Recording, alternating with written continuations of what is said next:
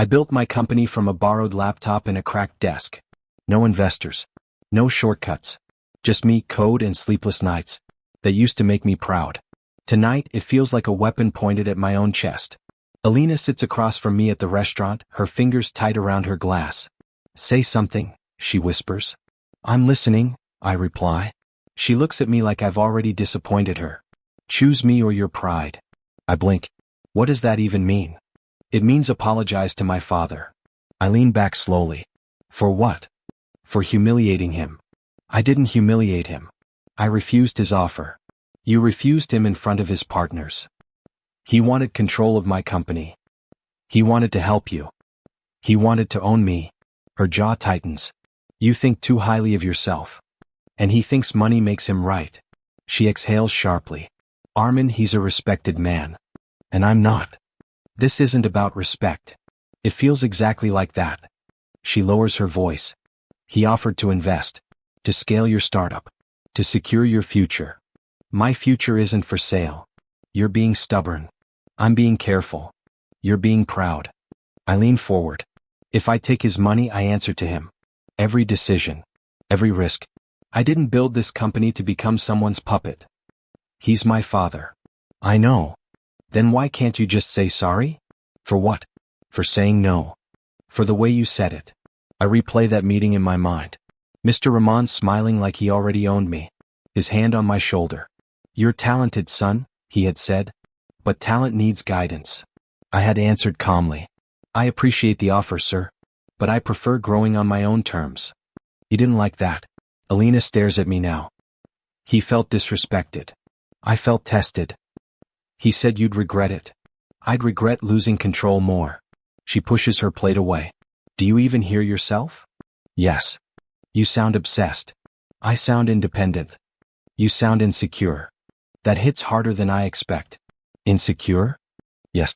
Like you're afraid to accept help. I'm afraid of debt that isn't financial. She shakes her head. You're choosing your ego over us. I'm choosing my principles. And what about me? I love you. Then prove it. How? Go to him tomorrow. Apologize publicly. Tell him you misunderstood. I didn't misunderstand. Just say it. I can't lie. It's not lying. It's fixing things. By pretending I was wrong? By respecting my family. I respect them. Then show it. I won't fake humility to satisfy his pride. She stands suddenly. So that's it. That's what? You won't do this for me? I won't betray myself. You're unbelievable. I stand too. Alina, I started with nothing. No rich father. No safety net. If I give that man control, I lose everything I fought for. You're exaggerating. No, I'm protecting my work. She laughs softly, but there's no humor in it. Your work. Always your work. It's our future. No. It's your obsession. Silence stretches between us. She looks at me one last time. He said you'd crawl back. I won't. So you're really choosing this? I'm choosing what I built. And not me. Don't twist it. I'm not twisting anything. She picks up her bag. I needed a partner who could stand beside my family. I can stand beside them. I just won't kneel.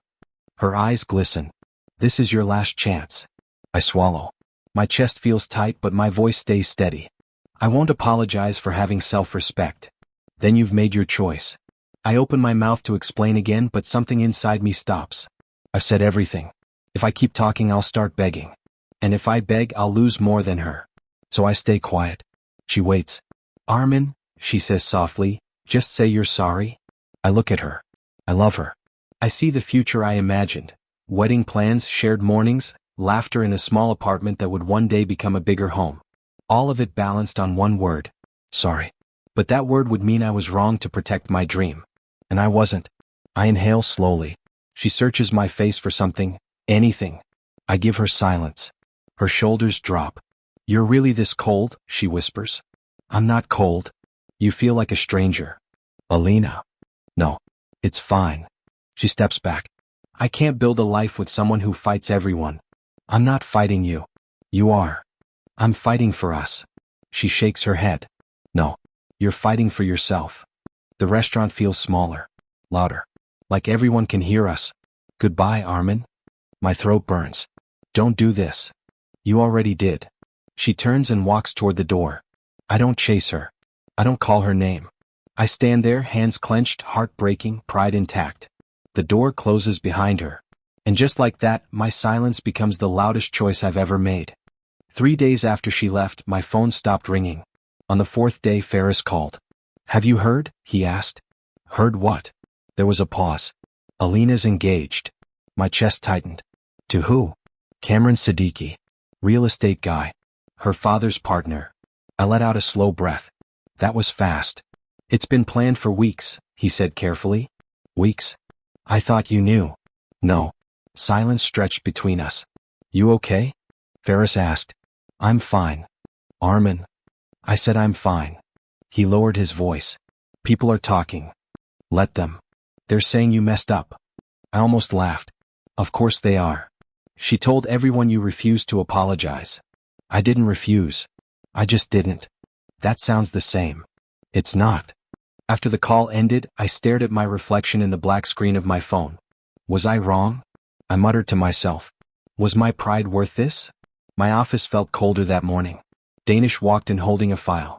We lost another investor, he said. Who? Kadir Holdings. They signed last month. They withdrew. Why? He hesitated. Pressure. From? He didn't answer. I didn't need him to. Mr. Rahman, I said quietly. Danish sighed. You should have handled that better. Handled what? The meeting. I was respectful. You were firm. Is that a crime? In this city? Sometimes. I leaned against my desk. So what's your solution? I beg.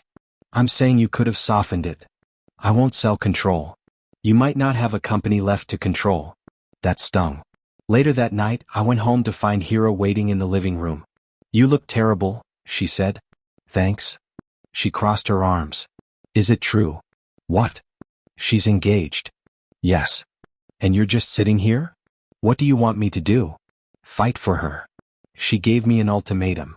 So I don't respond to ultimatums. She stared at me. Brother, love isn't war. I know. Then why do you fight everyone? I'm not fighting. You are. You fought her father. Now you're fighting the consequences. I didn't start this. Maybe not. But you're still in it. I rubbed my face. If I apologized, I'd hate myself. And if you lose everything? At least it would be mine. She softened. You sound tired. I am. The next morning, Danish called an emergency meeting. We can't cover payroll next month, he said. My stomach dropped. How bad? 3 major clients delayed payments. 2 investors gone. Suppliers nervous. Coincidence? He looked at me. You know it's not. I clenched my jaw. He's punishing me. He's protecting his daughter. By destroying me? By proving a point. And what point is that? That you need him. I laughed bitterly. I don't. Danish stepped closer. Then why are we drowning? I had no answer. That evening my mother knocked on my door. I made tea, she said softly. I sat beside her at the kitchen table. You're quiet, she said. Just thinking. About her? Yes. She loved you. I loved her too. Then why are you both suffering? Because I wouldn't apologize. She studied me carefully. Do you regret it? I stared at the steam rising from my cup. I regret losing her. But I don't regret standing my ground. She nodded slowly. Sometimes silence is stronger than shouting. It doesn't feel strong. It will. I wasn't convinced. 2 days later, an envelope arrived at the office. No sender name. I opened it. A wedding invitation. Alina Rahman. What? Cameron Siddiqui. My vision blurred for a second. Danish watched me. You okay? I handed it to him. He exhaled. That's quick. I swallowed hard. She didn't waste time. Are you going? No. Why not? What would I say? Congratulations. He placed the card on the desk. You could stop this. How? Talk to her. She made her choice. So did you. I looked at the date printed in gold. 2 weeks away. That night I called her. She answered on the 3rd ring. Hello. It's me. Silence. I know, she said. Is it true? Yes. Do you love him? Another pause. That's not the point. It is to me. You chose your pride, Armin. And you chose security. At least I chose something. That's unfair. Is it? I closed my eyes. I didn't want this. Neither did I. Then why? Because I needed someone who wouldn't fight my family. I wasn't fighting you. You were fighting everything. I whispered, I loved you. I know. Is there any chance? No. The word landed like a door slamming shut. I hope you find peace, she said. The line went dead. I stood alone in my dark office, invitation in my hand, company collapsing around me. For the first time, doubt crept deeper than pride. And I realized silence has a price. The wedding day came and went. I didn't go. Instead, I sat in my office staring at an empty wall while Danish packed files into a box. It's over, isn't it? He asked. I didn't answer. Armin. Yeah, I said quietly. It's over. He dropped the box on the table. We had something real. We still do. No, we don't. He shook his head. We're broke. We can recover. With what money? I stayed silent. That's what I thought, he muttered. I watched him carefully. You think this is my fault? I think you could have prevented it. By apologizing? By being practical. I was being honest. You were being stubborn. I felt something crack inside me. You think I don't know that? I think you chose pride over survival. I chose independence. And now we're independent and bankrupt. His words burned. He softened his voice. He offered millions. He offered control. Maybe control isn't always evil. And maybe compromise isn't always strength. He grabbed his jacket. I can't keep sinking with you. You're leaving? I have to think about myself. I nodded slowly. I understand. He stopped at the door. Do you? Yes. The door closed behind him. For a long time I just stood there. The office looked smaller without hope inside it. 2 weeks later I sold my apartment. The buyer shook my hand. Tough times? Temporary, I replied. He smiled politely, but I saw pity in his eyes. I moved into a small rented room on the edge of the city. One bed. One desk. One window that barely opened. That night my mother called. How was your day? She asked gently. Productive. Did you eat? Yes. Don't lie to me. I sighed. I'll be fine, Amy. I know you will. But you don't have to be strong every minute. I'm not strong. You are. If I was strong, I wouldn't have lost everything. You lost money. Not yourself. I didn't respond. She lowered her voice. Do you miss her? Yes. Then grieve properly. I don't have time. You always say that. Because if I stop moving, I'll feel everything. The next morning, Danish showed up unexpectedly. I came to pick up the remaining equipment, he said. Take it. He looked around my small room. You moved? Had to. This is because of that meeting. No. This is because investors scare easily. You know who pressured them? Yes. Then why won't you say it? Because blaming him won't change anything. Danish studied me carefully. You're different. How? Quieter. I'm tired. He hesitated. I got an offer. From? Raman Group. The words hit like a punch. They want me to lead a new tech division, he continued. And you're considering it. It's a stable salary. And a leash. He frowned. Not everything is a leash.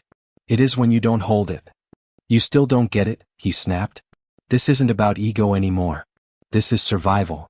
And what do you think I'm doing? You're isolating yourself. Maybe I need to. Or maybe you're afraid to admit you were wrong. I stood up. Was I wrong to protect what I built? Yes, he shouted. Because now there's nothing left to protect. The room went silent. His breathing slowed. I'm sorry, he muttered. I didn't mean. No, I said quietly. You did. He rubbed his forehead. I can't drown with you, Armin. I won't ask you to. So this is goodbye? For now. He nodded once and left. I sat on the edge of my bed and stared at my phone. Photos of Alina still filled my gallery. Her smile. Her laugh. Her hand in mine. I opened social media before I could stop myself. Wedding pictures. She looked beautiful. Happy. Cameron stood beside her, confident, polished, exactly the kind of man her father would approve of. I locked my phone. I hope you're happy, I whispered into the empty room. Days blurred together after that. Freelance jobs. Small payments. Long nights. No calls. No investors. No friends. Just me. One evening Hira visited. She looked around and tried to hide her shock. It's small, she said gently. It's enough. She sat beside me. You don't have to carry everything alone. I'm not. You are. I stared at the cracked paint on the wall. I keep thinking, I admitted, what if I just said sorry? She squeezed my hand. Would it have been real? No. Then stop torturing yourself. I nodded slowly. That night I turned off my phone completely. No more photos. No more news. No more reminders. I lay on my bed staring at the ceiling. For the first time in years I had nothing. No company. No fiancé. No certainty. Just silence. And in that silence I realized something terrifying. I wasn't angry anymore. I was empty. I met Sarah because I needed money. That's the honest truth. She walked into the small cafe where I worked on freelance projects, placed her laptop in front of me and said, "Are you Armin Khan?" "Yes." "You built Nexusoft, right?" "Built," I corrected. She tilted her head. Interesting choice of tense. It collapsed. Or paused. I studied her. "Who are you?" "Sarah Malik. I run a small logistics company. I need a custom tracking system. You can hire a firm." I did. They quoted something ridiculous.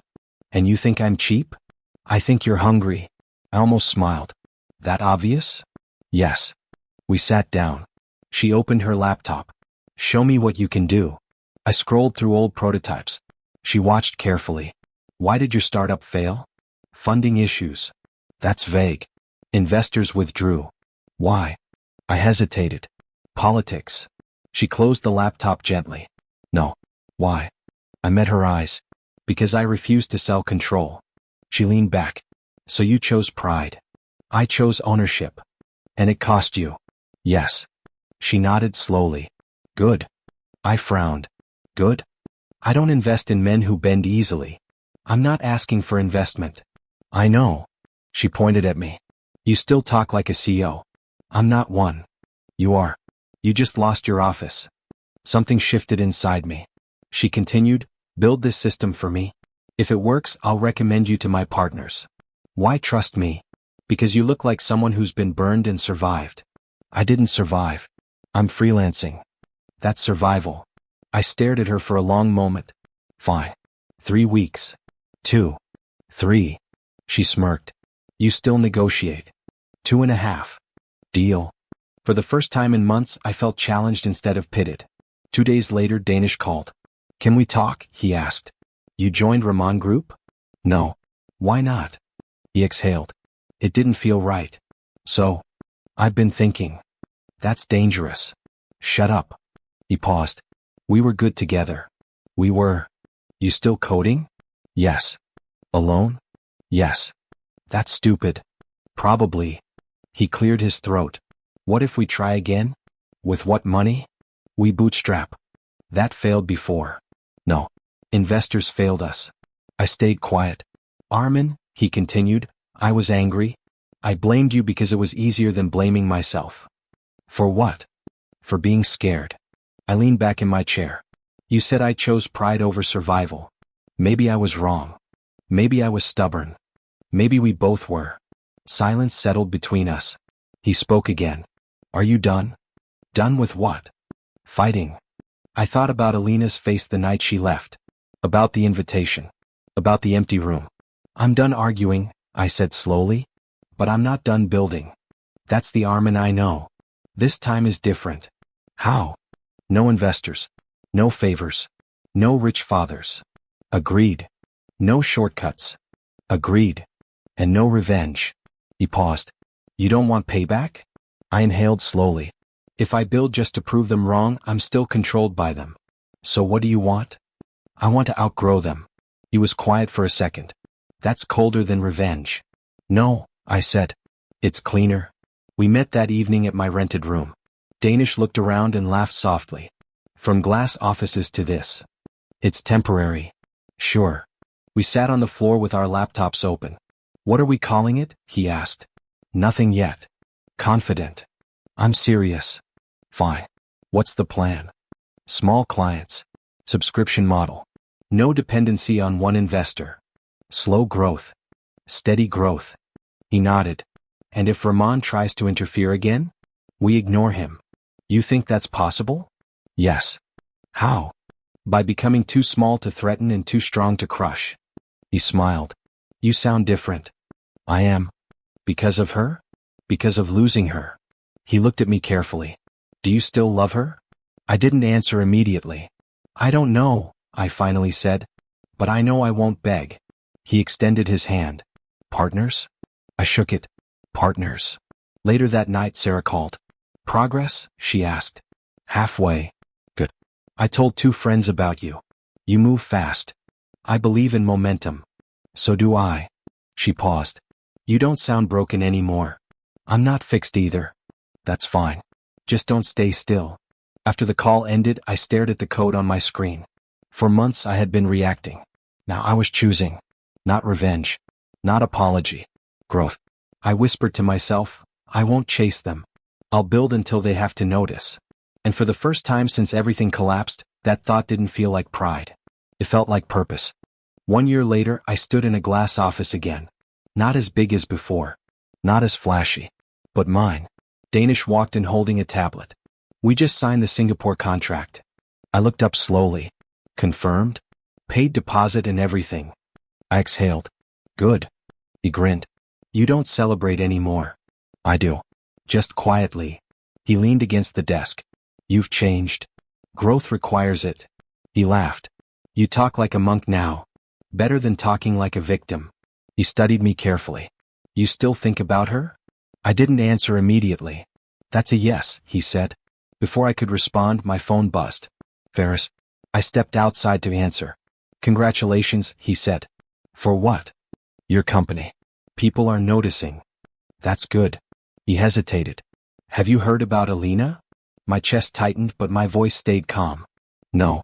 Things aren't great. With her marriage. I leaned against the wall. Define not great. Cameron's controlling. I stayed silent. He doesn't like her working, Ferris continued. He's strict. Very image-focused. That was obvious. Also, Rahman Group is struggling. I frowned. Struggling how? Bad investments. Cash flow problems. There's talk of internal investigations. I looked at the skyline in front of me. That's unfortunate. You don't sound surprised. I'm not. You don't sound happy either. I'm not that either. After I hung up, I stood there longer than I needed to. Inside, Danish was reviewing numbers. Bad news? He asked. Complicated news. About her? Yes. And? Her life isn't perfect. He watched me closely. Does that make you feel better? No. Angry? No. Then what? I searched for the word. Empty. He nodded slowly. That's dangerous. Why? Because emptiness can turn into bitterness. I won't let it. Later that evening, Sarah joined me for coffee in the office. She looked around and smiled. Not bad. It's functional. It's impressive. You're biased. I'm observant. She sat across from me. You built this without noise. That was the goal. No dramatic comebacks? No revenge speeches. She tilted her head. You don't want revenge? I thought carefully. I wanted it once. And now? I want peace. She tapped the table lightly. Peace doesn't come from pretending. I'm not pretending. Then say it. Say what? You still care. I sighed. Of course I care. I spent years building a future with her. Would you take her back? The question caught me off guard. I don't know. That's not honest. Fine. I don't think so. Why? Because I don't trust her. Trust can be rebuilt. Respect can't. She leaned back. You're colder than you admit. Maybe. No, she said gently. You're just careful. My phone buzzed again. Unknown number. I ignored it. It rang again. Sarah raised an eyebrow. Persistent. I stepped outside to answer. Hello. Silence. Then a familiar voice. Armin. My heart skipped. Alina. She inhaled slowly. I wasn't sure you'd pick up. Why are you calling? I heard about your company. News travels. Yes. There was a pause heavy with unspoken history. You sound different, she said. So do you. Another silence. How are you? She asked. I'm fine. That's all? What do you want me to say? I don't know. I leaned against the wall again, same spot as earlier. How are you? I asked calmly. I'm managing. That doesn't sound convincing. It's complicated. Marriage usually is. She hesitated. Are you still angry with me? I thought about that carefully. No, you're not. I was hurt. That's different. I never meant to hurt you. You did. I know. Her voice trembled slightly. Sometimes I wonder what would have happened if you just apologized. I closed my eyes. Sometimes I wonder what would have happened if you didn't need me to. She went quiet. I chose stability, she whispered. And I chose silence. I thought you'd come back. I don't chase ultimatums. I see that now. I opened my eyes and looked at the city below. Why are you calling, Alina? Because I heard you're doing well. And I wanted to know if you ever regretted it. I answered honestly. I regretted losing you. I never regretted respecting myself. She exhaled softly. You always say things like that. Because they're true. Are you happy? I looked through the glass at Sarah inside, talking to Danish, laughing lightly. I'm building something, I said. That's not what I asked. It's the only answer I have. She didn't respond for a few seconds. Take care of yourself, she finally said. You too. The call ended. I stood there for a long moment. When I walked back inside, Sarah looked at me carefully. Her? She asked. Yes. And? She's not as strong as she pretends. And you? I'm stronger than I was. Sarah smiled faintly. Good. I sat down at my desk and opened my laptop. No anger. No excitement. Just focus. For the first time, I wasn't building to prove anyone wrong. I was building because I could. And that felt powerful. The news broke on a Tuesday morning. Danish walked into my office holding his phone like it was fragile. Have you seen this? He asked. No. He turned the screen toward me. Headline: Raman Group under financial investigation. I stared at it. Fraud allegations, Danish continued. Internal misreporting. Investors panicking. I leaned back slowly. Is it confirmed? Multiple sources. I felt something move inside me. Not joy.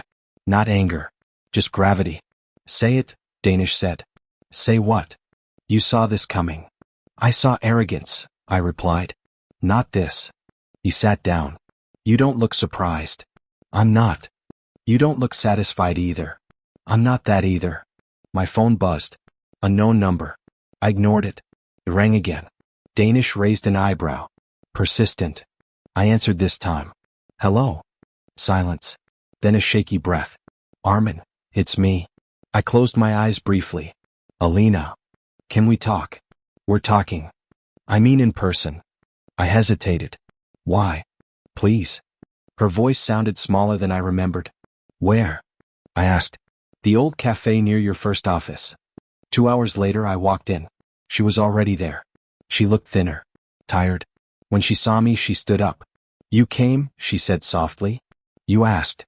We sat down across from each other. For a moment, neither of us spoke. You look different, she said. So do you. She gave a weak smile. That's not a compliment. Are you okay? She shook her head slowly. No. I waited. Everything is falling apart, she said. My father's company, the investigation. Investors pulling out. I saw the news. And Cameron? Her voice cracked. He's distancing himself. I stayed quiet. He says it's bad for his image. I felt my jaw tighten. Of course. She looked at me carefully. You're not shocked. I've met men like him. You warned me, she whispered. I didn't. You didn't have to. Silence settled between us. I was wrong, she finally said. I didn't respond immediately. I chose comfort, she continued. I thought security meant safety. And now I feel trapped. I studied her face. The confidence was gone. The certainty too. Why are you telling me this? I asked. Because you were the only person who ever stood up to my father. That didn't end well. For me either. She leaned forward slightly. I thought you'd come back. I don't chase ultimatums. I know that now. I inhaled slowly. What do you want from me? I don't know. That's not enough. I just needed to see you. To what? Compare? No. Then what? She swallowed. To remind myself that I once chose love over fear. You didn't. I wanted to. But you didn't. Her eyes filled with tears. You're colder. I'm calmer. You don't even sound angry. I'm not. Why? Because anger means I'm still attached to the outcome. And you're not. I paused. I'm attached to who I'm becoming, I said. She wiped her eyes. Cameron barely talks to me now. And your father? He's furious. He says I brought weakness into the family. That sounds familiar. She let out a small broken laugh. You were right about him. I didn't need to be right. I wish you weren't. I leaned back. Alina, I'm sorry you're hurting. That's it. What else do you expect? Something. Like what? Like you still care. I do care. Then why does it feel like you're already gone? Because I am. I didn't say it out loud. Instead I asked, are you safe? Yes. Then you'll survive. You sound so certain. Because I've been where you are. She looked confused. You haven't. Yes, I have. When everything collapsed. When you left. When my company died. That was different. No, it wasn't. She went quiet. You chose silence that night, she said slowly. Yes. Why? Because if I begged, I would have hated myself. She stared at me like she was seeing me for the first time. I thought silence meant weakness, she whispered. It meant boundaries. Her breathing steadied. My father asked about you, she said suddenly. What did he say? He said you were too proud to survive. And I told him he was wrong. I raised an eyebrow. That's new. I'm learning. We sat there for a long moment. I don't know what happens next, she admitted. You rebuild. How? Without depending on someone else's power. She nodded slowly. Armin, she said carefully, if things were different. They aren't. She looked down. Do you hate me? She asked. No. Do you forgive me? I thought about that. Yes. Her eyes widened slightly. Just like that. I forgave you months ago. Why? Because carrying anger is heavy. She let out a shaky breath. And because, I continued, I needed to move forward. She nodded. So this is karma? She asked quietly. No, I said. This is consequence. There was a difference. She looked at me one last time. You've changed. Yes. For the better? For myself. I stood up. Armin, she said softly. Yes. I was wrong. I know. And for the first time, saying that didn't feel like revenge. It felt like closure beginning. I got the call on a quiet Thursday afternoon. Armin Khan? The voice asked. Yes. This is Mr. Rahman. I froze. The man who had once promised my ruin now spoke through a phone I wasn't sure I wanted to answer. I understand this is sudden, he continued. But I need your expertise. For what? Rahman Group. We're facing financial difficulties. Internal audits, failed investments. We need a technology solution to stabilize operations. I leaned back in my chair. Silence stretched. You're saying you want me to save your company? I finally asked. Yes, he said plainly. We can discuss terms. I need you. I let the phone hang in the air. My mind replayed every insult, every dismissal, every night I spent watching my company collapse because of his interference. You realize this would put you back in control? He added. No, I said finally. It would put me under you. Think of it as professional. Nothing personal. Your definition of professional is controlling me, I said. He paused. You're still principled. I admire that. Admiration doesn't erase the past, I replied. Then consider this, he said softly. Your company is growing. You have leverage. You could negotiate. I smirked. You mean I could save your company and let you feel grateful? Exactly. I laughed quietly, a bitter sound. You don't know me. I thought I did. I'm not your pawn. No, he admitted. But you could help us and earn what you deserve. I placed the phone down. My hands shook slightly. My mind raced with scenarios. I could take the deal, get financial gain, and show power over him. I could also walk away. I stared at the ceiling. I saw Alina's face. The wedding. Her tears. The years of pride, collapse, and rebuilding. I'm not interested, I said finally. Excuse me? Rahman asked sharp now. I'm not interested in rescuing your empire. I'm focused on building my own. There was a long silence on the line. Armin, this is unexpected, he said finally. I didn't need you before. I don't need you now. I see. You still hold a grudge. I hold respect for myself, I corrected. You're difficult, he said flatly. And you're predictable. We hung up. Danish leaned against my desk. That sounded tense. Very. Are you going to reconsider? No. Because money? No. Because pride. Because I won't compromise myself. He nodded slowly. You really have changed. I didn't change, I said. I just survived. The next day Alina called. Armin, she said softly. I heard about your meeting. I assume you're happy? Not exactly. I wish things were different. I stayed silent. What are you saying? That I might have misjudged you. You did. I wanted a second chance. You already had one, I said quietly. Do you mean the last year? She asked. I shook my head though she couldn't see. I mean the day you left. Another silence. Her breathing was audible. I thought you'd beg. I don't beg. You don't even look upset. I've moved past being upset. So there's no chance? No. I see. She hesitated.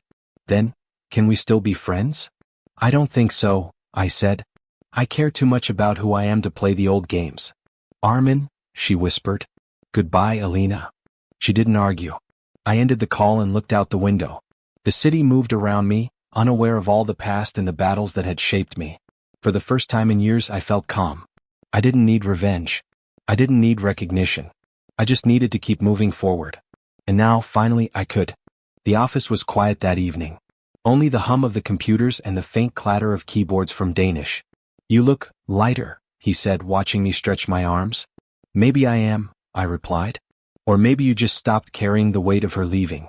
I smiled faintly. Maybe both. He leaned back. Do you ever regret it?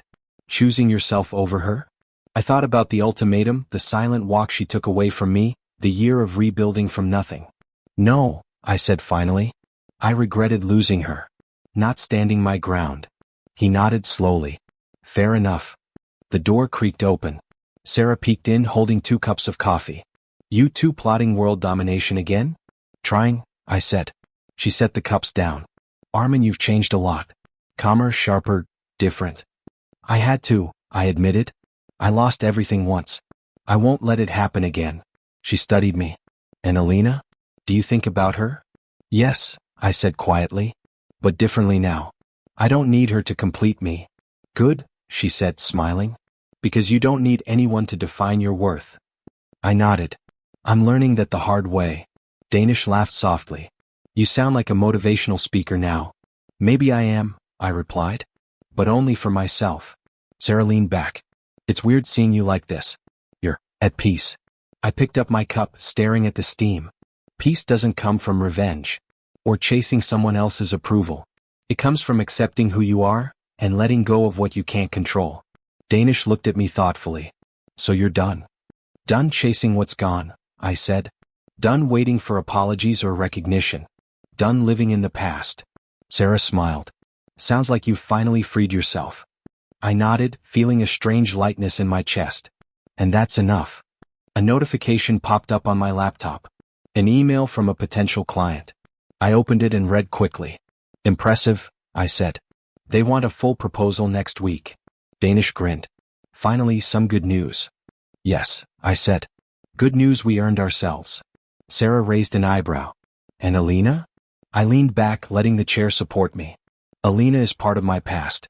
I won't erase her, but I won't chase her either. She smiled faintly. Sounds like maturity. Or survival, I said. Danish stood. Well, partner, ready to get back to work? Always, I said. Sarah sipped her coffee. You're really letting go, huh? Yes, I said simply. I can't control what happened, who left, or what anyone thinks. All I can do is control myself, my work, and my choices. Danish laughed. Wow, you've become almost zen. Zen or not, I replied, I'm moving forward. That's the point. The city lights flickered outside the window. I thought about everything, the betrayal, the heartbreak, the collapse, the rebuilding. And I realized something important. Letting go doesn't mean forgetting. It means accepting, learning, and using it to build something better. Sarah leaned over and whispered jokingly, so no brooding over exes anymore? I shook my head. No. Brooding is for the past. The present needs action. Danish smirked. And a little caffeine. I laughed softly, feeling lighter than I had in months. For the first time, I wasn't defined by what I lost. I was defined by what I was building. And that was enough. I looked out the window one last time before shutting my laptop. The city was alive, indifferent, moving forward. So was I. And this time nothing could stop me. 6 months later, I stood in the same office, but it felt different. Bigger. Not in size. In meaning. Danish walked in with a grin. Final numbers are in. And? We doubled projections. I let out a slow breath. Send bonuses to the team. Already planned, he said. You're predictable. Consistency is underrated. He leaned against my desk. You ever think about how close we were to disappearing? Every day. And I'm grateful we didn't. He nodded. You know Rahman Group filed for restructuring? I heard. Feels strange, doesn't it? Yes. Like karma. I shook my head. Not karma. Consequence. He smirked. Still philosophical. Still practical. After he left, I sat alone for a moment. My phone buzzed. A message from Alina. I hope you're well. I just wanted to say, I'm sorry for everything. I stared at it. Months ago that message would have shaken me. Now it felt distant. I typed back. I forgive you. Take care of yourself. I put the phone face down. No racing heart. No anger. Just calm. A knock interrupted my thoughts. Sarah stepped in. You look peaceful. I am. She smiled softly. That's new. Not really. I just stopped fighting battles that were already over. She sat across from me. Are you finally done with ghosts? Yes. Completely? I thought about the ultimatum. The silence. The collapse. The rebuilding. Yes, I said firmly. Completely. She studied me carefully. Then what's next? Growth, I said. But not to prove anything. Then why? Because I enjoy building. She smiled. That's the healthiest thing you've ever said. I laughed quietly. Don't get used to it. She stood up. The team's waiting for you in the conference room. For what? To celebrate. Try smiling. I do smile. Not like a robot. She walked out before I could respond. I stood and glanced at my reflection in the glass. I didn't see the desperate man from that restaurant anymore. I saw someone steady. Someone who understood that love without respect collapses. That pride without purpose destroys. And that silence, when chosen with strength, protects more than it harms. I walked into the conference room. The team clapped. Danish raised a toast. To rebuilding from nothing. I lifted my glass. To choosing ourselves. Later that night I stood by the window alone. The city lights flickered below. I whispered to myself, she asked me to choose between her and my pride. Back then it felt like loss. Now I understand. I didn't choose pride. I chose self-respect. And in choosing silence, I saved the only thing that truly mattered. Me. Don't forget to like and subscribe.